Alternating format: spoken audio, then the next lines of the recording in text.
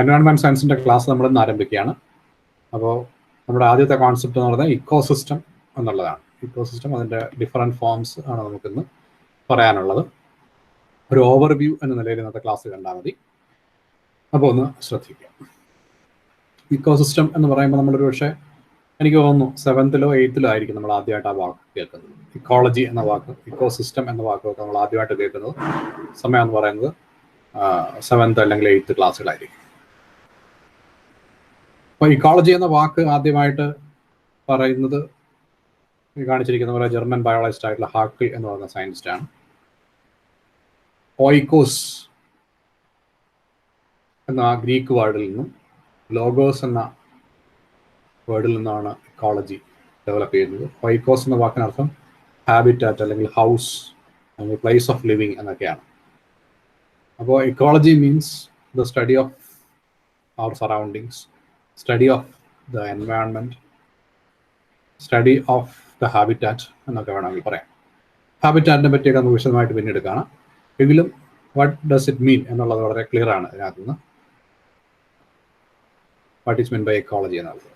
വേറെ പ്രധാനപ്പെട്ട കാര്യം, നമ്മുടെ ബയോളജി, നമ്മുടെ സിലബസിലാണ് ഇക്കോളജി എന്ന് പറയുന്നത് ഇത്ര പ്രാധാന്യത്തോടെ കാണുന്നതും ഇക്കോളജിയും എൻവയോൺമെൻറ്റ് സയൻസും തമ്മിൽ വ്യത്യാസമില്ലാത്ത രീതിയിൽ നമ്മൾ പരിഗണിക്കുന്നത്. ഇന്ന് യൂണിവേഴ്സിറ്റിയുടെ ദേശവ്യാപകമായിട്ടുള്ള തീരുമാനങ്ങൾ അനുസരിച്ച് എല്ലാ യൂണിവേഴ്സിറ്റികളും എൻവയോൺമെൻറ്റൽ സയൻസ് ഒരു സബ്ജക്റ്റായിട്ട് പഠിപ്പിക്കുന്നുണ്ട്. സുപ്രീം കോടതിയുടെ നിർദ്ദേശമാണ് അത് എല്ലാ യൂണിവേഴ്സിറ്റികളും ഡിഗ്രി തലത്തിൽ ഒരു പേപ്പർ എൻവയോൺമെൻറ്റ് സയൻസ് പഠിപ്പിക്കണം എന്നുള്ളത്. നമ്മളെ സംബന്ധിച്ചിടത്തോളം അത് പണ്ടേ പഠിക്കുന്നതാണ്, ബയോളജി സ്റ്റുഡൻസ് എന്ന നിലയിൽ നമ്മൾ നേരത്തെ അറിഞ്ഞിരിക്കുന്നതാണ്. പക്ഷേ ഇക്കോളജിയും എൻവയോൺമെൻറ്റ് സയൻസും ഒന്നല്ല എന്നുള്ള യാഥാർത്ഥ്യം നിങ്ങൾ മനസ്സിലാക്കുക. ഇക്കോളജി എന്ന് പറയുമ്പോൾ ഇതാണ് നമ്മൾ പറഞ്ഞതാണ് meaning. Ecology means the study of the surroundings, study of the habitat എന്നുള്ളതാണ്. അതേസമയത്ത് എൻവയോൺമെൻറ്റൽ സയൻസ് എന്ന് പറയുമ്പോൾ ഒരു applied science of this branch എന്നുള്ളതാണ് മനസ്സിലാക്കേണ്ടത്. അതൊരു ബാലൻസിങ്ങിൻ്റെ, സസ്റ്റൈനബിൾ ഡെവലപ്മെൻറ്റിൻ്റെ ഒക്കെ ഒരു അപ്ലൈഡ് സയൻസ് ആണ് ആ എൻവയോൺമെൻറ്റൽ സയൻസ് എന്ന് പറയുന്നത് എന്നുള്ള കാര്യം മനസ്സിലാക്കുക. അപ്പോൾ നമ്മുടെ സ്റ്റഡി എന്ന് പറയുന്നത് എൻവയോൺമെൻറ്റ് സയൻസ് എന്നാണ് പേര് എങ്കിലും നമ്മുടെ ഈ 2-3 ചാപ്റ്ററുകൾ പ്രധാനമായിട്ടും ഇക്കോസിസ്റ്റം, അതുപോലെ ബയോഡൈവേഴ്സിറ്റി എന്നൊക്കെ വരുന്ന സ്ഥലങ്ങളിൽ നമ്മൾ ഇക്കോളജി എന്ന രീതിയിൽ തന്നെയാണ് ഈ ടോപ്പിക്ക് പഠിക്കുന്നത്. അപ്പോൾ അതിനകത്ത് അപ്ലൈഡ് ലെവൽ അല്ലെങ്കിൽ ഹ്യൂമൻ സെൻറ്റേർഡ് ആയിട്ടുള്ള സയൻറ്റിഫിക് ആസ്പെക്ട്സ് എന്നതിലുപരി ഒരു relationship between organisms, the existence of organisms, relationship between organism and the surroundings എന്ന രീതിയിൽ കുറച്ചുകൂടെ ആഴത്തിൽ മനസ്സിലാക്കണം എന്നുള്ള കാര്യം ഓർത്തിരിക്കുക. നമുക്ക് പിന്നീട് വിശദമായിട്ട് നമുക്ക് കാണാം ഇതിൻ്റെ ഒരു ഫിലോസഫി എന്ന രീതിയിൽ. എൻവയോൺമെൻറ്റ് സയൻസ്, എൻവയോൺമെൻറ്റലിസ്റ്റിൻ്റെ ഫിലോസഫി എന്ന രീതിയിൽ നമുക്ക് അടുത്തൊരു ക്ലാസ് ഞാൻ എടുക്കുന്നുണ്ട്. ഒരുപക്ഷെ ഒരു ഔട്ട് ഓഫ് സിലബസ് ആയിട്ടുള്ള ഒരു ടോപ്പിക്കാണ് അത് ഞാൻ അടുത്തൊരു ക്ലാസ്സിൽ ഞാൻ എക്സ്പ്ലെയിൻ ചെയ്യാം. അത് നമുക്ക് കൂടുതലായിട്ട് കാണാം. എന്തായാലും it is the Inter relationship between the organisms with each other and also with the environment. അപ്പോൾ ഇത് ദ ലിവിങ് ഓർഗാനിസംസ് എന്ന് പറയുന്നത് കൊണ്ട് തന്നെ it includes the organisms, the plants and animals and even the micro organisms. അത് മറക്കരുത്. So what is the importance of this ecological studies? There are numerous applications, there are numerous perspectives to study these branches. But the most important thing is that the first question arising in the discussions of environmental science or ecology, അല്ലേ, നമ്മുടെ അടിസ്ഥാനപരമായ ചോദ്യം ഇതാണ്: മനുഷ്യൻ പ്രകൃതിയുടെ ഭാഗമാണോ അല്ലയോ എന്നുള്ളതാണ് നമ്മുടെ അടിസ്ഥാന ചോദ്യം. പ്രകൃതിയുടെ ഭാഗമാണോ അല്ലയോ എന്ന് ചോദിച്ചാൽ നമുക്ക് വ്യത്യസ്തങ്ങളായ അഭിപ്രായങ്ങളുണ്ട്.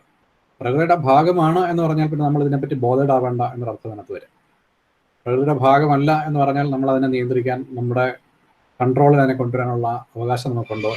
നമുക്ക് ആ ഡിസ്കഷനിലേക്ക് വരാം. നമ്മുടെ അടുത്ത ക്ലാസ് ഞാൻ പറഞ്ഞില്ലേ, അതിനകത്ത് പ്രധാനമായിട്ട് ഡിസ്കസ് ചെയ്യുന്ന ഒരു പോയിന്റാണ് എൻവയോൺമെന്റലിസം അല്ലെങ്കിൽ എൻവയോൺമെന്റൽ സയൻസ് എന്ന് പറയുന്നതിനകത്ത് മനുഷ്യനെ എങ്ങനെ പരിഗണിക്കണം എന്നുള്ളത്. ബിക്കോസ് ഈ പ്രകൃതി മുഴുവൻ മനുഷ്യന് വേണ്ടി ആന്ത്രപ്പോസെൻട്രിക് ഇക്കോളജി എന്ന് പറയും, മനുഷ്യനെ സെൻട്രൽ നിർത്തിക്കൊണ്ട് ഉള്ള ഇക്കോളജി. മറ്റൊന്നുള്ളത് നേച്ചർ സെൻട്രേഡ് ഇക്കോളജി, നേച്ചറിനെ മുമ്പിൽ നിർത്തിക്കൊണ്ട് മനുഷ്യൻ അതിൻ്റെ വളരെ ആയിരക്കണക്കിന് സ്പീഷീസുകൾ ഒന്ന് മാത്രമാണെന്ന് വരുന്ന സങ്കല്പം. ഇത് രണ്ട് ലൈൻ ഓഫ് തോട്ടാണ്. അപ്പോൾ അതിലേക്ക് നമുക്ക് അടുത്ത ക്ലാസ്സിൽ വരാം, നമ്മൾ അതിൻ്റെ ഡിസ്കഷനിൽ കാണാം. എങ്കിലും അതിനകത്ത് ബന്ധപ്പെട്ട് നമുക്ക് ഇപ്പോൾ പറയാനുള്ള കാര്യം, ഇത് രണ്ടിലേതായാലും the most important thing is that we have the ability to modify the environment through the technology. That's the most realistic view. നമുക്ക് മോഡിഫൈ ചെയ്യാൻ പാടില്ല എന്നുള്ളതല്ല, ചെയ്യാനുള്ള കഴിവുണ്ട് എന്നുള്ളത് യാഥാർത്ഥ്യമാണ്. And through over exploitation, natural resources are depleting.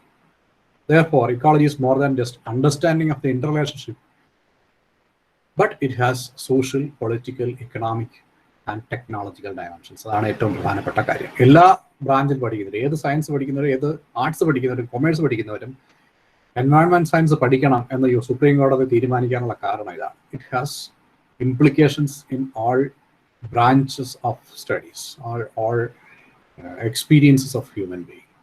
അപ്പോൾ അതാണ് ഏറ്റവും പ്രധാനപ്പെട്ട ഒരു കാര്യം. സാമ്പത്തികമായിട്ടും സാമൂഹികമായിട്ടും രാഷ്ട്രീയമായിട്ടും എല്ലാം പ്രസക്തിയുള്ളതാണ് എൻവയോൺമെന്റ് സയൻസ് എന്നുള്ളതാണ്. കാരണം നമ്മുടെ മനുഷ്യന്റെ സ്വാഭാവികമായ പ്രവൃത്തികൾ മൂലം തന്നെ എൻവയോൺമെന്റ് അല്ലെങ്കിൽ അവന്റെ ഹാബിറ്റാറ്റ് മോഡിഫൈ ചെയ്യപ്പെടുന്നു എന്നുള്ളതാണ് പ്രധാനപ്പെട്ട കാര്യം. രണ്ടാമത്, പ്രൊഡക്ടിവിറ്റി ആൻഡ് എനർജി ഫ്ലോ എന്ന് പറയുന്ന ഒരു പ്രധാനപ്പെട്ട കാര്യമാണ്. ഇപ്പോൾ ഉദാഹരണത്തിന് ഒരു ഉദാഹരണം പറഞ്ഞു കഴിഞ്ഞാൽ നിങ്ങൾ കേട്ടിട്ടുണ്ടാകുമെന്ന് എനിക്കറിയില്ല. ഒരു 8 വർഷം മുമ്പ്, 8-9 വർഷങ്ങൾക്ക് മുമ്പായിട്ട്, അതായത് 2013-14 നടന്ന ഒരു വലിയ ചർച്ച ആയിരുന്നു അമേരിക്കൻ പ്രസിഡന്റിന്റെ നിലപാട്. അന്ന് ഇതുപോലെ ഒരു ക്രൈസിസ് ഉണ്ടായിരുന്നു. ഒരു ലോകമെമ്പാടും ഇന്ധനങ്ങൾ കിട്ടാനില്ലാത്ത അവസ്ഥ വന്നു. ഒപ്പം തന്നെ ഇന്ധനത്തിന് വില കൂടുന്ന അറബ് രാഷ്ട്രങ്ങളിലുള്ള ആ ക്രൈസിസ് വന്ന സമയത്ത് ഇന്ധനം കിട്ടാനില്ലാതെ വരുമ്പോൾ എല്ലാ നാടുകളിലും ഈ ഒരു ടെൻഷൻ ഉണ്ടായി. എന്ത് ചെയ്യും ഇനി എന്നുള്ള, ഭാവി എന്ത് എന്നൊരു ചോദ്യം വന്നപ്പോൾ അമേരിക്ക ബയോഡീസലിലേക്ക് ഒരുപാട് കോൺസെൻട്രേറ്റ് ചെയ്യുകയും ബയോഡീസൽ പ്രൊഡക്ഷൻ വൻതോതിൽ വർദ്ധിപ്പിക്കുകയും ചെയ്തു. ആ സമയത്ത് തന്നെ ഭക്ഷ്യക്ഷാമം അനുഭവപ്പെട്ടു. ലോകം മുഴുവൻ ആഗോള വ്യാപകമായിട്ട് ആഗോള മാന്ദ്യം എന്ന് നമ്മൾ വിളിച്ച ഒരു ഭക്ഷ്യക്ഷാമവും ആ സമയത്തുണ്ടായി. ആ കാലഘട്ടത്തിൽ അന്ന് വളരെ വിവാദമായൊരു പ്രസ്താവനയായിരുന്നു അമേരിക്കൻ പ്രസിഡന്റ് ബരാക് ഒബാമയുടെ. ചൈനയും ഇന്ത്യയിലും ഉള്ള ആളുകൾ മാംസഭക്ഷണം കഴിച്ചു തുടങ്ങുന്നതാണ് ഈ മാന്ദ്യത്തിന് കാരണം, ആഹാരമില്ലാതാവാൻ കാരണം മാംസഭക്ഷണം കഴിച്ചു തുടങ്ങുന്നതാണ് എന്ന് പറഞ്ഞു. അത് വളരെയേറെ എതിർപ്പുകൾ വിളിച്ചു വരുത്തിയെങ്കിലും അതിനകത്ത് സത്യമുണ്ടോ എന്നൊരു ചോദ്യം നിലനിൽക്കുന്നു. നമുക്കത് അടുത്ത 1-2 സ്ലൈഡുകൾ കഴിയുമ്പോൾ കാണാം. അത് വലിയ വിഷയമായിട്ട് അവതരിപ്പിക്കപ്പെട്ടു. ശാസ്ത്രീയമായിട്ട് ഇക്കോളജിക്കൽ പ്രിൻസിപ്പിൾസ് അനുസരിച്ച് അവരത് എക്സ്പ്ലെയിൻ ചെയ്തു. ഇതാണ് ഞങ്ങൾ ഉദ്ദേശിച്ചത്, അമേരിക്കൻ ഗവൺമെന്റ് ഉദ്ദേശിച്ചത് ഇതാണ്, അതാരെയും കുറ്റപ്പെടുത്താനല്ല എന്നൊക്കെ അവർ പറഞ്ഞുവെങ്കിലും നമുക്കത് വലിയ പ്രതിഷേധത്തിന് കാരണമായി. കാര്യം നമ്മൾ മാംസഭക്ഷണം കഴിച്ചു തുടങ്ങിയതുകൊണ്ടാണ് ആഗോള മാന്ദ്യം ഉണ്ടായത് എന്ന് പറയുന്ന പ്രസ്താവന നിരുത്തരവാദപരമാണ് എന്നുള്ള വിമർശനങ്ങൾ പല ഭാഗത്തുനിന്നും വന്നു. പക്ഷെ അതിനകത്തുള്ള പ്രിൻസിപ്പിൾ എന്താണെന്ന് നമ്മൾ 2 സ്ലൈഡുകൾ കഴിയുമ്പോൾ കാണാം. ഇപ്പോൾ ഈ എനർജി ഫ്ലോ എന്ന് പറഞ്ഞപ്പോഴാണ് ഞാൻ അത് പറഞ്ഞത്. എനർജി ഫ്ലോ ഒരു പ്രധാനപ്പെട്ട കാര്യമാണ്. കാര്യം the energy source for the system biological world ഈ സൺലൈറ്റ്. ആ സൺലൈറ്റ് യൂട്ടിലൈസ് ചെയ്തുകൊണ്ടാണ് നമ്മുടെ എല്ലാ എനർജിയും നടക്കുന്നത്. ഒരു പക്ഷേ വളരെ ചുരുങ്ങിയ ചില മൈക്രോ ഓർഗാനിസംസ് തെർമൽ എനർജി എന്ന് പറയുന്ന ഓഷ്യൻസിന്റെ അടിയിൽ ഉള്ള thermal energy, thermal water currents, അതിന്റെ എനർജി ഉപയോഗിക്കുന്നതായിട്ട്, തെർമോഫിലിക് ബാക്ടീരിയ ഒക്കെ ഉപയോഗിക്കുന്നതായിട്ട് നമ്മൾ കണ്ടെത്തിയിട്ടുണ്ട്. ഈ 2 എണ്ണമാണ് നേച്ചറിലെ മൊത്തത്തിലുള്ള എനർജി സോഴ്സ് എന്ന് പറയുന്നത്. ഒന്ന് സൺലൈറ്റ് അല്ലെങ്കിൽ ഈ തെർമൽ എനർജി എന്ന് പറയുന്നത്, ഓഷ്യൻസിന്റെ തെർമൽ എനർജി എന്ന് പറയുന്നത്. ഇതിൽ ഭൂരിപക്ഷവും സൺലൈറ്റ് തന്നെയാണ് എന്ന് നമുക്കറിയാം നമ്മുടെ ലിവിങ് വേൾഡിലേക്ക് വരുന്നത്. അപ്പോൾ ഇതിന്റെ യൂട്ടിലൈസേഷൻ, ഇതിന്റെ ഫ്ലോ ഓഫ് എനർജി, അല്ലെ, flow of energy from one level to the other, it is also very important because all our resources are made of these things. Basically biomass creation എന്ന് പറയുന്നത് ഈ സൺലൈറ്റിന്റെ fixation ആണ് എന്നുള്ള യാഥാർത്ഥ്യം മനസ്സിലാക്കി കഴിയുമ്പോൾ നമ്മുടെ എനർജി ഡിപ്പെൻഡ് ചെയ്തിരിക്കുന്നത് ഒരു തരത്തിൽ അല്ലെങ്കിൽ മറ്റു തരത്തിൽ സൺലൈറ്റിനെയാണ്, അതിന്റെ ട്രാപ്പിങ്ങിനെയാണ്, അതിന്റെ യൂട്ടിലൈസേഷനെയാണെന്ന് നമുക്ക് മനസ്സിലാവും. അപ്പോൾ അതൊരു പ്രധാനപ്പെട്ട കാര്യമാണ്. മൂന്നാമത്തെ കാര്യം എന്ന് പറയുന്നത് പ്രഡിക്ഷൻ എന്നുള്ളതാണ്. നമ്മുടെ എല്ലാവരും ചോദിക്കുന്ന ചോദ്യമാണ്. അപ്പോൾ നിങ്ങൾ തന്നെ ഒരു ആലോചിച്ച് നോക്കും. നിങ്ങൾ തന്നെ ഒരു സ്കൂട്ടർ എടുക്കാനോ ബൈക്ക് എടുക്കാനോ തീരുമാനിച്ചാൽ ആദ്യം ഇപ്പോൾ ചോദിക്കുന്ന ചോദ്യം എന്തുതരം ഇന്ധനം ഉപയോഗിക്കുന്നത് വേണം. ഒരുപാട് ഇലക്ട്രിക് സ്കൂട്ടറുകളൊക്കെ ഇറങ്ങുന്നു, അത് വിജയകരമാണോ, പ്രകൃതിക്ക് ചേർന്നതാണെന്ന് പറയുന്നു, ശരിയാണോ? ഭാവിയിൽ അതാണോ നല്ലത്, അതോ നമ്മളൊരു സാധാരണ പെട്രോൾ എഞ്ചിനുള്ള കാർ എടുക്കണോ, അതോ ഇലക്ട്രിക്കിലേക്ക് പോകണോ ഒരു ചോദ്യമാണ്. എല്ലാ മേഖലകളിലും ശാസ്ത്രത്തിന്റെ അല്ലെങ്കിൽ മനുഷ്യ വ്യാപാരത്തിന്റെ എല്ലാ മേഖലകളിലും പ്രഡിക്ഷന് ഒരുപാട് പ്രാധാന്യമുണ്ട്. അപ്പോൾ അടുത്ത വർഷം എങ്ങനെയാണ്, അടുത്ത മാസം എങ്ങനെയാണ്, അടുത്ത വർഷം എങ്ങനെയാണ്, ഭാവിയിൽ അങ്ങോട്ടുള്ള ഡെവലപ്മെന്റ് ഏത് ദിശയിലാണ് എന്നുള്ളത് ഒരു വലിയ ചോദ്യമാണ് മനുഷ്യനെ സംബന്ധിച്ചിടത്തോളം. ഇക്കാര്യത്തിൽ ഏറ്റവും പ്രധാനപ്പെട്ട ഒരു റോൾ വഹിക്കുന്നത് ഈ എൻവയോൺമെന്റൽ ഫാക്ടേഴ്സാണ്. നമ്മൾ ആരും പ്രതീക്ഷിച്ച അവസ്ഥയല്ല നമ്മളിപ്പോൾ ഇവിടെ ഈ ക്ലാസ് എന്ന് പറയുന്നത്, ഓൺലൈൻ ക്ലാസ് എന്ന് പറയുന്നത്. പക്ഷെ നമ്മളിപ്പോൾ അത് മാനേജ് ചെയ്യുന്നു. ഭാവിയിൽ എങ്ങനെയായിരിക്കും എന്നുള്ളതിനെ പറ്റി നമുക്ക് ധാരണയില്ല. അപ്പോൾ ഭാവിയെപ്പറ്റി പ്രവചിക്കാനുള്ള നിരവധി ഘടകങ്ങളിൽ ഏറ്റവും പ്രധാനപ്പെട്ട ഏത് എന്ന് ചോദിച്ചാൽ നമുക്ക് അതിലൊന്ന് ആണ് എൻവയോൺമെന്റ് സയൻസ് എന്നെങ്കിലും പറയാൻ പറ്റും, എൻവയോൺമെന്റൽ ഇംപ്ലിക്കേഷൻസ് എന്നെങ്കിലും പറയാൻ പറ്റും. കാര്യം ഈ നേച്ചർ ഹ്യൂമൻ ഇൻട്രാക്ഷൻസും അതിനെ ബേസ് ചെയ്തുള്ള മോഡലിങ്ങും നമ്മുടെ ഫ്യൂച്ചറിനെ പറ്റിയുള്ള പ്രഡിക്ഷൻസിനെ, അത് ഏത് സ്ഥലത്തും ബിസിനസ് ആയിക്കോട്ടെ, വ്യവസായം ആയിക്കോട്ടെ, ഏത് മേഖലയിലായാലും പ്രഡിക്ഷന് ഒരു പ്രധാനപ്പെട്ട പങ്ക് വഹിക്കാനുണ്ട്. അത് മെറ്റീരിയോളജിക്കൽ ഡേറ്റ ആയാലും മറ്റു ഡേറ്റ ആയാലും ക്ലൈമാറ്റിക് ഫാക്ടേഴ്സ് ആയാലും ഏത് ആയാലും നമ്മളിവിടെ ഒരു പ്രഡിക്ഷൻ പ്രസക്തിയുണ്ട്. അപ്പോൾ ഈ മൂന്ന് കാര്യങ്ങളുണ്ട്. ഒന്ന്, മനുഷ്യന് പ്രകൃതിയെ സ്വാധീനിക്കാൻ കഴിയുന്നു, പ്രകൃതിയിൽ മാറ്റം വരുത്താൻ കഴിയുന്നു എന്നുള്ളതുകൊണ്ട്. രണ്ടാമത്, പ്രകൃതിയിലെ മുഴുവൻ എനർജി റൊട്ടേഷൻ, എനർജി ഫ്ലോയും ഈ എൻവയോൺമെന്റ് സയൻസിന്റെ പരിധിയിൽ വരുന്നതാണ് എന്നുള്ളതുകൊണ്ട്. മൂന്നാമത്, പ്രൊഡിക്ഷൻസിനെ പറ്റി അല്ലെ മോഡലിങ്ങിന് വേണ്ടിയിട്ടുള്ള ഡാറ്റ നമുക്ക് എൻവയോൺമെന്റൽ സയൻസിൽ നിന്നാണ് ലഭിക്കുന്നത് എന്നുള്ളതുകൊണ്ട് ഈ മൂന്ന് കാര്യങ്ങൾ കൊണ്ടും ഇക്കോളജിക്കൽ സ്റ്റഡീസ് വളരെയേറെ പ്രാധാന്യമുള്ളതാണ്. ഇനി നമ്മൾ ഇക്കോളജിയുടെ ക്ലാസിഫിക്കേഷനിലേക്ക് പോവുകയാണ്. ഇക്കോളജിയെ പലതരത്തിൽ ക്ലാസിഫൈ ചെയ്യാൻ നമുക്ക് അങ്ങോട്ടുള്ള സ്ലൈഡുകൾ മുഴുവൻ ഡിഫറെൻറ്റ് ടൈപ്സ് ഓഫ് ക്ലാസിഫിക്കേഷൻസ് ആണ്. എങ്കിലും ഏറ്റവും പ്രധാനപ്പെട്ട ക്ലാസിഫിക്കേഷൻ എന്ന് പറയുന്നത്, നിലനിൽക്കുന്ന ഏറ്റവും പ്രധാനപ്പെട്ട ക്ലാസിഫിക്കേഷൻ എന്ന് പറയുന്നത് based on the study area എന്നുള്ളതാണ്. Based on study area, we can classify ecology into two types, the autecology and synecology.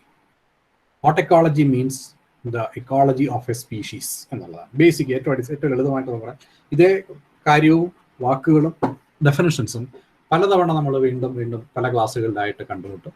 പക്ഷെ ലളിതമായിട്ട് മനസ്സിലാക്കി കഴിഞ്ഞാൽ ഏറ്റവും ലളിതമായിട്ടുള്ള ഒരു ഡെഫിനിഷൻ മാത്രമേ നമ്മൾ പറഞ്ഞുള്ളൂ. എന്താണ് മനസ്സിലാക്കാൻ വേണ്ടി പല പെർസ്പെക്റ്റീവിൽ നമ്മളിത് കാണും. നമ്മൾ ഒരുപാട് പ്രാവശ്യം ഇക്കോസിസ്റ്റത്തെ പറ്റി ബയോഡൈവേഴ്സിറ്റി ഡിഫൈൻ ചെയ്യുമ്പോഴും നമ്മൾ ഈ വാക്കുകളിലേക്ക് എത്തും. എങ്കിലും നമുക്ക് പറയാം, autecology means the study of an individual species and its population. Species എന്ന് പറയുമ്പോൾ അതിൻ്റെ പോപ്പുലേഷൻ കൂടിയാണ്. സ്പീഷീസിനേക്കാൾ ചെറുതാണ് പോപ്പുലേഷൻ എന്നുള്ള വാക്ക് ഒന്ന് ഓർത്തിരിക്കുക. What is mean by population? Population is a group of organisms belonging to a particular species living in a particular area. അതാണ് പോപ്പുലേഷൻ എന്ന് പറയുന്നത്. എന്നാൽ സ്പീഷീസ് എന്ന് പറയുന്നത് there are different types of species concept, species such as taxonomic species, biological species, etc. But we can say that a species is a morphologically identical and isolated group of organisms because they cannot breed with other species. There is a reproductive isolation. So we can pinpoint that property or phenomenon and say that the species is unique with its reproductive isolation. അപ്പോൾ species, ഒരു particular സ്പീഷീസിന്റെ ecology അല്ലെങ്കിൽ അതിൻ്റെ പോപ്പുലേഷനെ സംബന്ധിച്ച ecology ആണ് autecology എന്ന് പറയുന്നത്. It study the behaviour of the individuals, adaptations of the individuals to the എൻവയോൺമെന്റൽ condition and also the ecology with respect to the life cycle of the particular organism. അതുകൊണ്ടാണ് നമ്മൾ അതിനെ സ്പീഷീസ് ഇക്കോളജി പറയുന്നത്. ഒരു സ്പീഷീസിന്റെ life cycle, സ്പീഷീസിന്റെ adaptations, സ്പീഷീസിന്റെ requirements of the species for their living എന്നുള്ളതാണ് അവിടെ പ്രാധാന്യം. ഇൻഡിവിജ്വലാണ് പ്രാധാന്യം വരുന്നത്.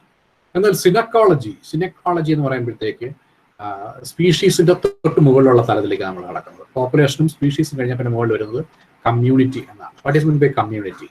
Community is a group of species living in a particular area എന്നുള്ളതാണ്. പോപ്പുലേഷൻ എന്ന് പറയുന്നത് a group of individuals belonging to a particular species living in a particular area എന്നായിരുന്നുവെങ്കിൽ community എന്ന് പറയുമ്പോൾ the different species living in a particular area എന്ന് വരും. അപ്പോൾ ഒന്നിലധികം സ്പീഷീസ് പരസ്പരം ഇന്ററാക്ട് ചെയ്യുന്ന ഒന്നിലധികം സ്പീഷീസ് ഒരുമിച്ച് ചേരുന്നതാണ് കമ്മ്യൂണിറ്റി എന്ന് പറയുന്നത്. അപ്പോൾ ഈ കമ്മ്യൂണിറ്റി ലെവൽ എക്കോളജി പഠിക്കുന്നതിനെയാണ് നമ്മൾ സിൻ എക്കോളജി എന്ന് പറയുന്നത്. സിൻ ആ വാക്കുകൾ തന്നെ നമുക്ക് വ്യക്തമാക്കാം, മനസ്സിലാവും. ഓട്ടോ എന്ന് മീൻസ് ഓട്ടോ എന്ന് വെച്ചാൽ സെൽഫ് എന്നുള്ളതാണ്.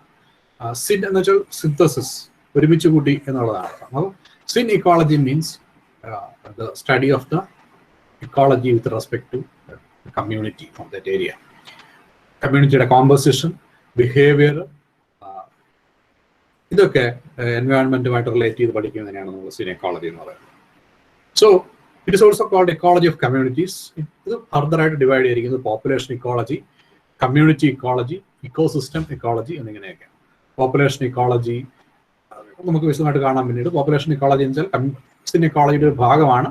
കാര്യം നിരവധി പോപ്പുലേഷൻസ് ഒരു കമ്മ്യൂണിറ്റിയിൽ ഉണ്ട് എന്നുള്ളത് കൊണ്ട് അതിൻ്റെ ഒരു ബ്രാഞ്ച് ആയിട്ട് സിൻ ഇക്കോളജിയുടെ ഒരു ബ്രാഞ്ച് മാത്രമാണ് പോപ്പുലേഷൻ ഇക്കോളജി. പിന്നെ വരുന്നത് community ecology, then ecosystem ecology. Ecosystem എന്ന് പറയുമ്പോഴത്തേക്ക് പോപ്പുലേഷനും കമ്മ്യൂണിറ്റിയും മാത്രമല്ല, അത് ജീവിക്കുന്ന എബയോട്ടിക് ഫാക്ടേഴ്സും വരും, എൻവയോൺമെന്റ് വരും, സോയിൽ വരും, എയർ വരും, മറ്റ് ഫാക്ടേഴ്സും വരും. അപ്പോൾ ഇത് മൂന്നും കൂടെ നമുക്ക് 3 ബ്രാഞ്ച് ഓഫ് സിൻ ഇക്കോളജി എന്ന് വേണമെങ്കിൽ പറയാം, അല്ലെങ്കിൽ ഫർദർ ഡിവിഷൻ എന്ന് വേണമെങ്കിൽ നമുക്ക് പറയാം.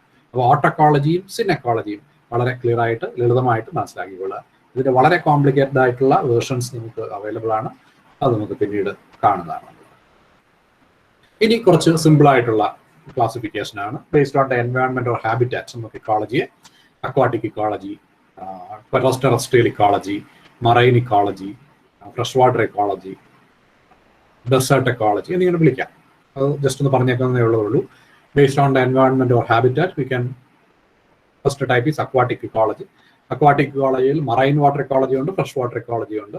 മറൈൻ വാട്ടർ ഇക്കോളജിയിൽ ഓഷ്യൻ, സീ, എസ്റ്ററീസ് ഒക്കെ വരും. എസ്റ്ററി എന്ന് വെച്ച് കഴിഞ്ഞാൽ ചതുപ്പുകൾ, മറൈൻ എക്കോസിസ്റ്റത്തോട് ചേർന്നുള്ള പ്രദേശങ്ങളെയാണ് നമ്മൾ എസ്റ്ററീസ് എന്ന് പറയുന്നത്. നമ്മുടെ പൂവാർ ഒരു ബെസ്റ്റ് എക്സാമ്പിളാണ് നമ്മുടെ എസ്റ്ററിക്ക് ഉദാഹരണമായിട്ട് പറയാവുന്നത്. പിന്നെ അങ്ങോട്ട് പോയാൽ കേരളത്തിന്റെ തീരപ്രദേശങ്ങളിൽ ഒരുപാട് എസ്റ്ററീസ് ഉണ്ട്.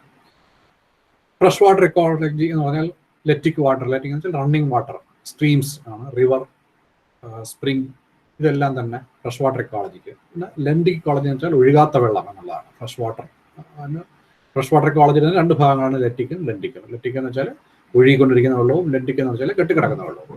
അതിന് എക്സാമ്പിൾസ് ആണ് പോണ്ട്, ലേക്സ് ഒക്കെ. ഒഴുകുന്നില്ല, വെള്ളം കെട്ടിക്കിടക്കുകയാണെങ്കിൽ.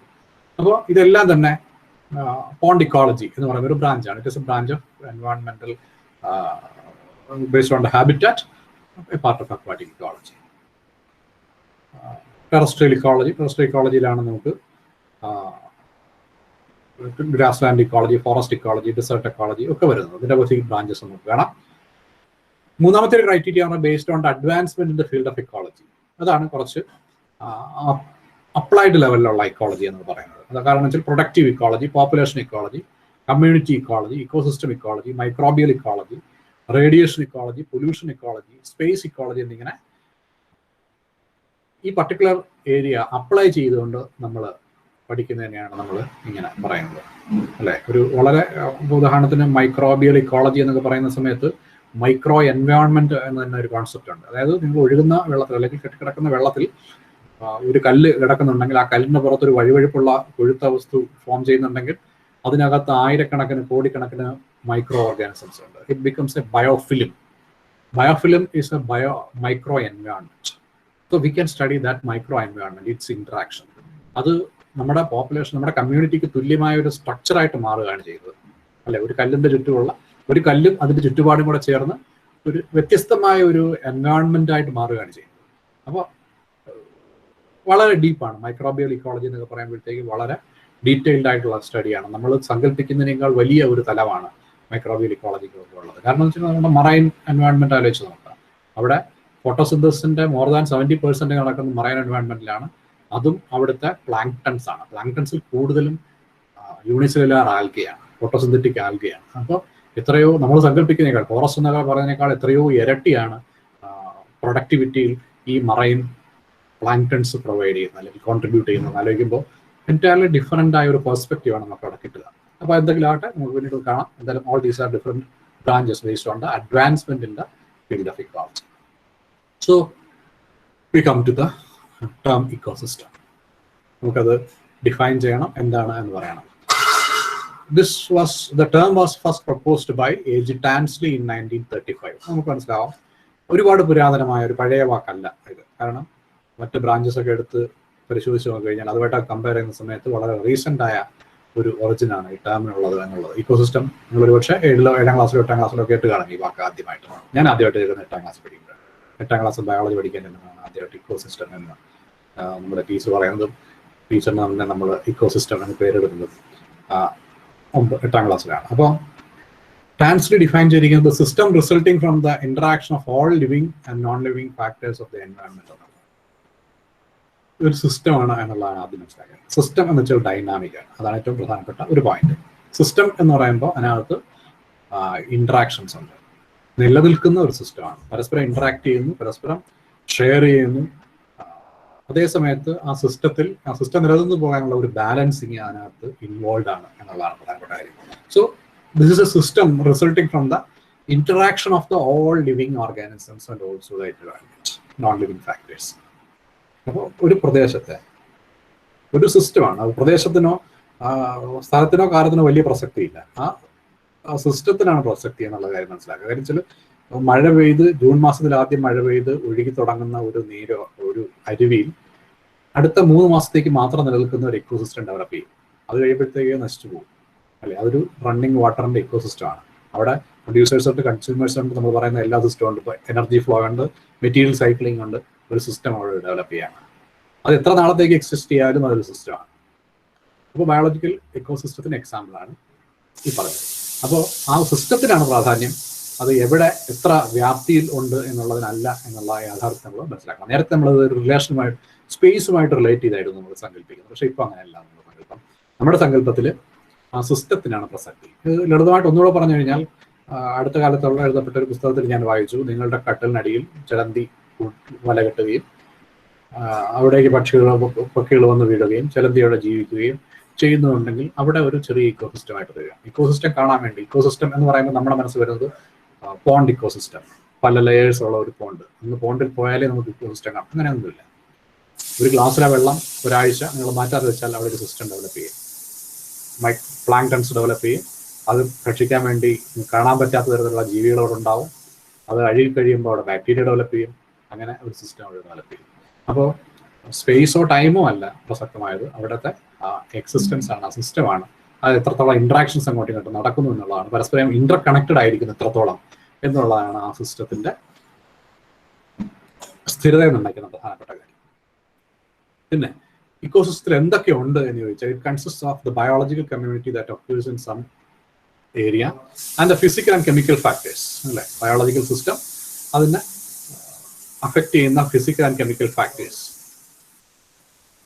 that make up the non-living or aquatic environment. There are many examples നമുക്കറിയാം. അത് പ്രത്യേകിച്ച് പറയേണ്ട കാര്യമില്ല. ഈ കാണിച്ചിരിക്കുന്നതെല്ലാം നമ്മൾ ഇക്കോസിസ്റ്റംസ് ആണ്. നമ്മൾ വിശദമായിട്ട് ഓരോന്നും പ്രത്യേകം വിശദമായിട്ട് കാണാം. ഡെസേർട്ട് എന്ന് പറഞ്ഞാൽ നമുക്കറിയാം. കോറൽ റീഫ് മറ്റൊരു ഇക്കോസിസ്റ്റമാണ്. പ്രയറീസ് പുൽമേടുകളാണ്. ഒരുതരം പുൽമേടുകളാണ് പ്രയറീസ് എന്ന് വിളിക്കുന്നത്. തുന്തുര എന്ന് പറയുന്നത് എവിടെയാണെന്ന് നമുക്കറിയാം. What is tundra? It is the polar region, Arctic and Antarctic ഓഷ്യൻസിന്റെ ചുറ്റുമായിട്ട് കാണപ്പെടുന്ന പ്രദേശങ്ങളിലെ പ്രത്യേക ഇക്കോസിസ്റ്റത്തെയാണ് നമ്മൾ തുന്തുര എന്ന് വിളിക്കുന്നത്. So all these are different types of ecosystem. വീണ്ടും ഇക്കോസിസ്റ്റത്തിന്റെ ക്ലാസിഫിക്കേഷനിൽ പോയി കഴിഞ്ഞാൽ നമുക്ക് 2 തരം ഇക്കോസിസ്റ്റംസ് പറയാം. ഒന്ന് നാച്ചുറൽ ഇക്കോസിസ്റ്റംസ്, പിന്നൊന്ന് ബയോളജി മാൻമെയ്ഡ് ഇക്കോസിസ്റ്റംസ്.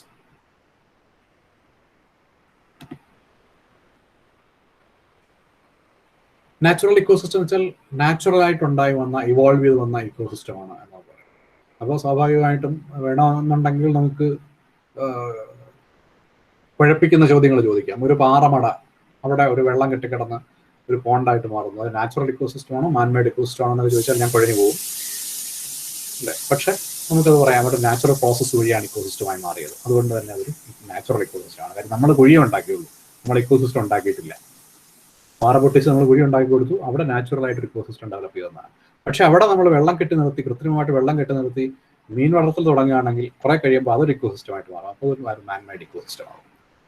അതാണ് പ്രധാനപ്പെട്ട കാര്യം. ഫോറസ്റ്റ്, ഗ്രാസ്ലാൻഡ്, ഡെസേർട്ട് ഇതെല്ലാം തന്നെ നാച്ചുറൽ ഇക്കോസിസ്റ്റംസ് ആണ്. ഫ്രഷ് വാട്ടർ നമ്മൾ നേരത്തെ പറഞ്ഞതല്ല, ഇതെല്ലാം തന്നെ നാച്ചുറൽ ഇക്കോസിസ്റ്റംസ് ആണ്. എന്നാൽ മാൻമെയ്ഡ് എന്ന് പറയുന്നത് അഗ്രികൾച്ചർ ഫീൽഡ് ഒരു മാൻമെയ്ഡ് ഇക്കോസിസ്റ്റം ആണ്. ദീസ് ആർ മെയിൻറ്റെയിൻഡ് ആർട്ടിഫിഷ്യലി എന്നുള്ളതാണ്. ക്രിയേറ്റ് ചെയ്യുന്നത് പറയുമ്പോൾ ആ മെയിൻ്റനൻസിന് പ്രധാനപ്പെട്ട റോൾ ഉണ്ട് എന്നുള്ളതാണ്. Maintained by man by addition of energy and plant manipulation.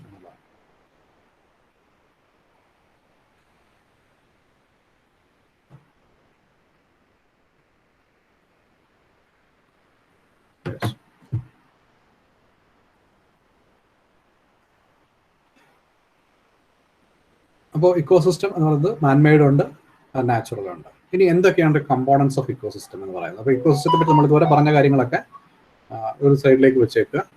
ഇത് എക്സാമിനേഷൻ എന്ന് പറഞ്ഞാൽ ഈ ചാർട്ട് പ്രധാനപ്പെട്ടതാണ്. ചാർട്ട് ഞാൻ നിങ്ങൾക്ക് പവർ പോയിന്റിൽ ഇട്ടിട്ടുണ്ട്, നിങ്ങൾക്ക് കാണാവുന്നതാണ്. Components of ecosystem. ഇക്കോസിസ്റ്റത്തിന് ഒരു എബയോട്ടിക് കമ്പോണന്റ്, ഒരു ബയോട്ടിക് കമ്പോണന്റ് ഉണ്ട്. എബയോട്ടിക് കമ്പോണന്റ് രണ്ട് കാര്യങ്ങളാണ് വരിക, ക്ലൈമാറ്റിക് ഫാക്ടേഴ്സും എഡാഫിക് ഫാക്ടേഴ്സും. ക്ലൈമാറ്റിക് ഫാക്ടേഴ്സ് എന്ന് പറയുന്നത് ക്ലൈമറ്റുമായിട്ട് ബന്ധപ്പെട്ട്, വെതറുമായിട്ട് ബന്ധപ്പെട്ടുള്ള കാര്യങ്ങളാണ്. റെയിൻ, ലൈറ്റ്, വിൻഡ്, ടെമ്പറേച്ചർ തുടങ്ങിയവയെല്ലാം തന്നെ ക്ലൈമാറ്റിക് ഫാക്ടേഴ്സ് ആണ്. എന്നാൽ എഡാഫിക് ഫാക്ടേഴ്സ് എന്ന് പറയുന്നത് സോയിലുമായിട്ട് ബന്ധപ്പെട്ട കാര്യങ്ങളാണ്. സോയിലുമായിട്ട് ബന്ധപ്പെട്ടുള്ള സോയിൽ, pH, മിനറൽസിന്റെ പ്രസൻസ്, ടോപ്പോഗ്രഫി തുടങ്ങിയവയെല്ലാം തന്നെ എഡാഫിക് ഫാക്ടേഴ്സിൽ വരുന്നതാണ്. വീണ്ടും ബയോട്ടിക് കമ്പോണൻസിലേക്ക് വന്നു കഴിഞ്ഞാൽ ബയോട്ടിക് കമ്പോണൻസിന്റെ ക്ലാസിഫിക്കേഷൻ നമുക്ക് പണ്ടേ പരിചയമായിട്ടുള്ള കാര്യമാണ്. പ്രൊഡ്യൂസേഴ്സ്, കൺസ്യൂമേഴ്സ്, ഡീകമ്പോസേഴ്സ് എന്ന രീതിയിൽ നമ്മൾ വിളിക്കും. പ്രൊഡ്യൂസേഴ്സ് എന്ന് വെച്ചാൽ ഓട്ടോട്രോപ്സ് ആണ്.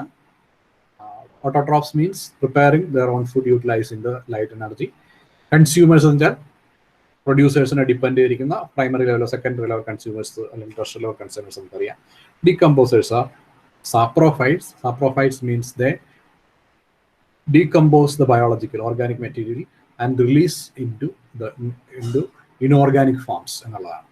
കൺസ്യൂം ചെയ്താൽ മാത്രം അത് ഡീകമ്പോസർ ആവത്തില്ല. കൺസ്യൂം ചെയ്യുന്നതോടൊപ്പം അതിനെ ഡീകമ്പോസ് ചെയ്ത് ഇനോർഗാനിക് മെറ്റീരിയൽസ് ആയിട്ട് റിലീസ് ചെയ്യുന്നുണ്ടെങ്കിൽ മാത്രമേ നമ്മൾ അതിനെ ഡീകമ്പോസേഴ്സ് എന്ന് പറയത്തുള്ളൂ. അപ്പോൾ അമിനോ ആസിഡ്സ് റിലീസ് ചെയ്യുന്ന ബാക്ടീരിയകളൊക്കെ ഡീകമ്പോസേഴ്സ് ആണോ എന്നൊക്കെ ട്രിക്കി ക്വസ്റ്റ്യൻസ് അതിനകത്തുണ്ട്. അത് നമുക്ക് പിന്നീട് വിശദമായിട്ട് കാണാം. എങ്കിലും നമ്മൾ സാപ്രോഫൈറ്റിക് ആയിട്ടുള്ള ഫംഗസ് എന്ന് പറയുന്നത് സാപ്രോഫൈറ്റിക് ആണ്.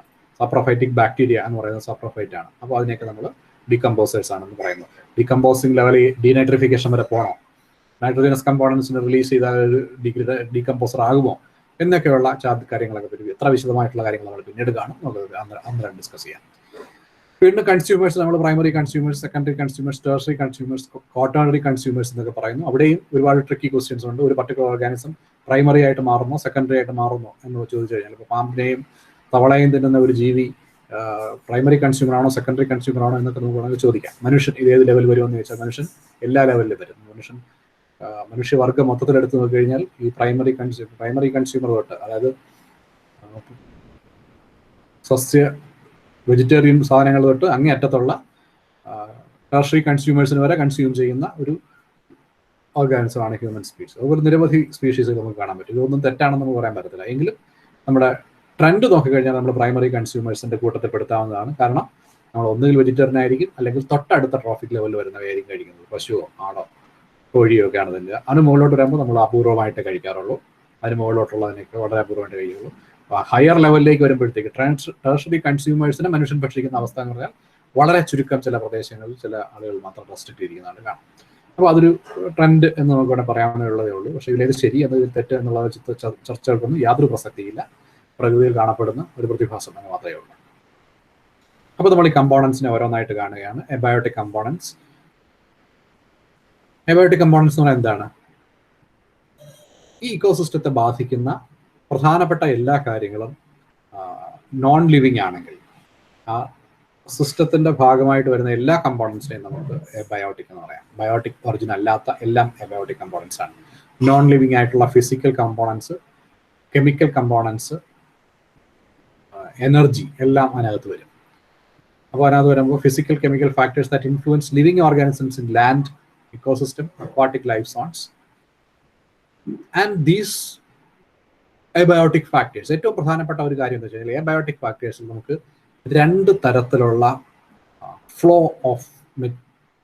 കാണാൻ പറ്റും ഈ ഇക്കോസിസ്റ്റത്തിനകത്ത്. അതായത് പ്രൈമറി കൺസ്യൂമർ തൊട്ട് അല്ലെങ്കിൽ പ്രൊഡ്യൂസർ തൊട്ട് ഡീകമ്പോസേഴ്സ് വരെയുള്ള ഡിഫറെൻറ്റ് ട്രോഫിക് ലെവൽസ് നോക്കിക്കഴിഞ്ഞാൽ നമുക്ക് രണ്ട് തരത്തിലുള്ള ട്രാൻസ്ഫർ കാണാൻ പറ്റും. ഒന്ന് ഒഴുകി പോകുന്നവ, they flow from one point to the other and cannot return back. Best example എന്ന് പറഞ്ഞാൽ എനർജിയാണ്. എനർജി സൺലൈറ്റിൽ നിന്ന് കിട്ടുന്നു, സൺലൈറ്റിൽ നിന്ന് സ്വീകരിക്കുന്നു, പ്രൊഡ്യൂസേഴ്സ് അത് സ്റ്റോർ ചെയ്യുന്നു, കൺസ്യൂമേഴ്സിന് കൊടുക്കുന്നു എന്നല്ലാതെ എനർജി തിരിച്ചു വരാറില്ല. എനർജി അത് വീണ്ടും ആ സിസ്റ്റത്തിലേക്ക്, ആ ഇക്കോസിസ്റ്റത്തിലേക്ക് തിരിച്ചു വരാതെ പോവുകയാണ്. എവിടെ പോകുന്നു എന്നുള്ള ചോദ്യമൊക്കെ ഫിലോസഫിക്കലായ ചോദ്യങ്ങളാണ്. പക്ഷെ എനർജി തിരിച്ചു വരുന്നില്ല. രണ്ടാമത്തെ കാര്യം മെറ്റീരിയൽ സൈക്ലിംഗ് ആണ്. അതുകൊണ്ട് എനർജി ഫ്ലോ എന്ന വാക്കാണ് ഉപയോഗിക്കുക. എന്നാൽ മെറ്റീരിയൽ സൈക്ലിംഗ് ആണ്. ഏത് മെറ്റീരിയൽ എടുത്ത് നോക്കുകയാൽ ഇപ്പോൾ കാർബൺ ഡൈ ഓക്സൈഡ് ഫോട്ടോസിന്തസിന്റെ ഫലമായിട്ട് പ്ലാന്റ്സിന്റെ ശരീരത്തിലേക്ക് എത്തുന്നു. അവിടെ വന്നത് പ്രൈമറി കൺസ്യൂമറിലേക്കും സെക്കൻഡറി കൺസ്യൂമറിലേക്കും പോകുന്നു. അവയെല്ലാം റെസ്പിറേഷന് വിധേയമാകുന്നു. റെസ്പിറേഷൻ നടന്നില്ലെങ്കിൽ അവസാനം അത് ഡീകമ്പോസേഴ്സ് റിലീസ് ചെയ്യുന്നു, കാർബൺ ഡൈ ഓക്സൈഡ്. റെസ്പിറേഷൻ വഴിയോ ഡീകമ്പോസേഷൻ വഴിയോ, ഡീകമ്പോസേഷൻ എന്ന് പറയുന്നത് മൈക്രോ ഓർഗാനിസത്തിന്റെ റെസ്പിറേഷൻ ആണെന്ന് നമുക്ക് പറയാം, നടക്കുന്നു. കാർബൺ ഡൈ ഓക്സൈഡ് റിലീസ് ചെയ്യപ്പെടുന്നു. ഈ റിലീസ് ചെയ്യപ്പെടുന്ന കാർബൺ ഡൈ ഓക്സൈഡ് വീണ്ടും പ്ലാന്റ്സ് അബ്സോർബ് ചെയ്യുന്നു. So carbon dioxide is cycled, nitrogen is cycled, water is cycled, all these materials are cycled. Carbon ഡൈ ഓക്സൈഡിന്റെ കാര്യം പറയുമ്പോൾ കാർബണിന്റെ ഒരു ചെറിയ അംശം ഓഷ്യൻസിലേക്ക് നഷ്ടപ്പെട്ടു പോകുന്നതല്ലാതെ, നൈട്രജന്റെ ചെറിയ ഒരു അംശം നഷ്ടപ്പെട്ടു പോകുന്നതല്ലാതെ ബാക്കി നൈട്രജനൊക്കെ സൈക്കിൾ ചെയ്യപ്പെടുകയാണ്. So material cycling and energy flow, these are two important phenomenon in biotic factors. പിന്നെ നമ്മൾ പറഞ്ഞ പോലെ രണ്ടായിട്ട് ക്ലാസിഫൈ ചെയ്യാം, ക്ലൈമാറ്റിക് ഫാക്ടേഴ്സും എഡാഫിക് ഫാക്ടേഴ്സും. ക്ലൈമാറ്റിക് ഫാക്ടേഴ്സ് എന്ന് പറയുന്നത് റെയിൻ, ടെമ്പറേച്ചർ, ലൈറ്റ്, വിൻഡ് തുടങ്ങിയവയൊക്കെയാണ്. എഡാഫിക് ഫാക്ടേഴ്സ് എന്ന് പറയുന്നത് സോയിൽ, pH തുടങ്ങിയവയൊക്കെയാണ്. നമ്മൾ കണ്ടു. നമ്മൾ ഓരോന്ന് വിശദമായിട്ട് ഓരോ ഇക്കോസിസ്റ്റം പഠിക്കുമ്പോഴും അതിന്റെ പ്രസക്തി എന്താണെന്ന് നമ്മൾ മനസ്സിലാക്കും.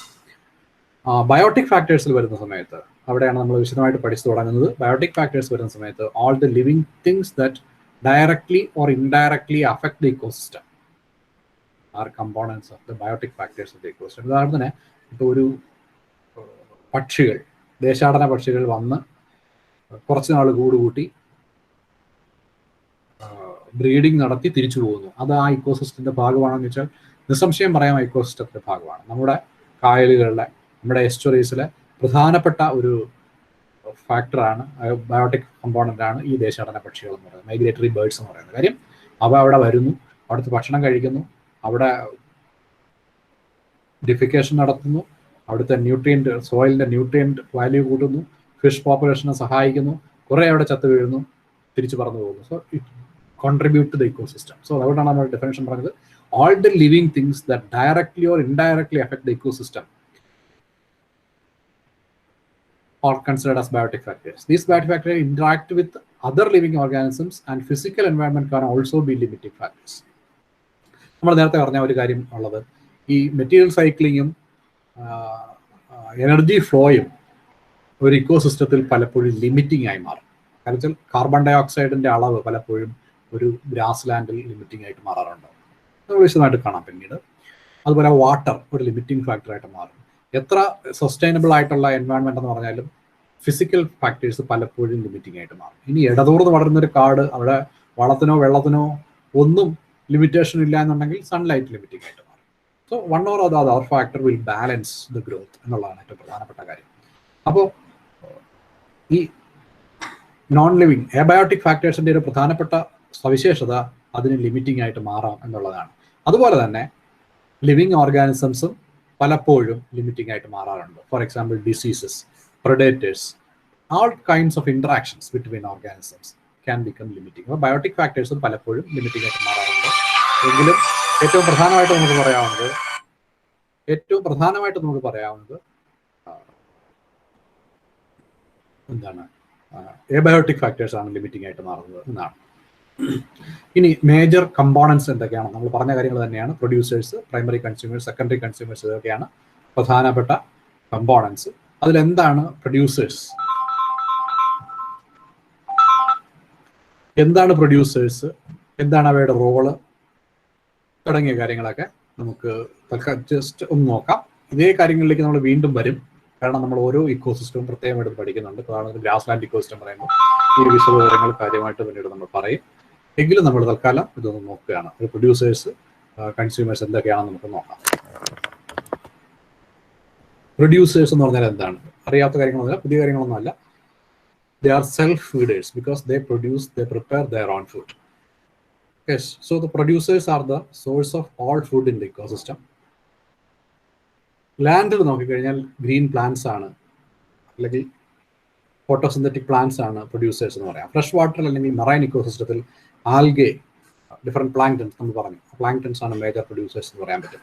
ഓപ്പൺ വാട്ടറിൽ ഫൈറ്റോ പ്ലാങ്ക്ടൺ എന്ന് പറയുന്നതാണ് ഫൈറ്റോ പ്ലാങ്ക്ടൺ. അത് ഓപ്പൺ വാട്ടറിലാണ്. സർഫസ് ലിവിങ് ഓർഗാനിസംസിനെ, പ്ലാന്റ്സിനെയാണ് നമ്മൾ ഫൈറ്റോ പ്ലാങ്ക്ടൺസ് എന്ന് പറയുന്നത്. Most of them are microscopic. നമുക്കത് വിശദമായിട്ട് പിന്നീട് കാണാം. പ്രത്യേകിച്ചും cyanophycean members, blue green algae എന്ന് പറയുന്ന ഗ്രൂപ്പിൽപ്പെട്ട പ്ലാന്റ്സ്, റോഡോഫൈസിയൻ മെമ്പേഴ്സ്, അത്തരം ആൽഗകളാണ്. എല്ലാം unicellular ആൽഗകളാണ്.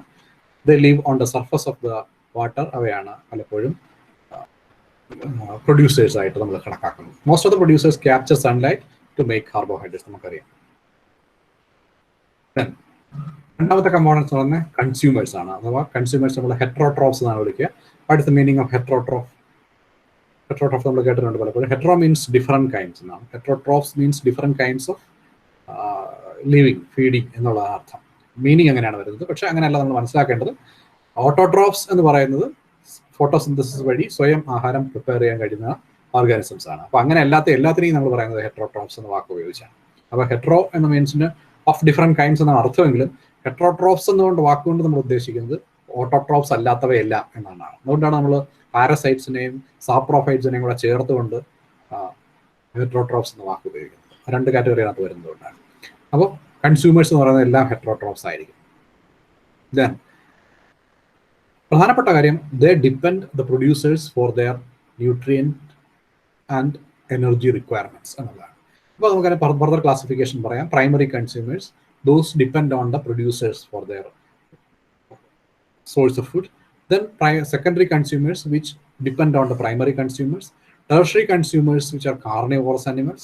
Quaternary consumers, largest carnivores that feed on tertiary consumers. Again, omnivores are the organisms that depend on both plants and animals. Omnivores are nammal ennu nammal parayam.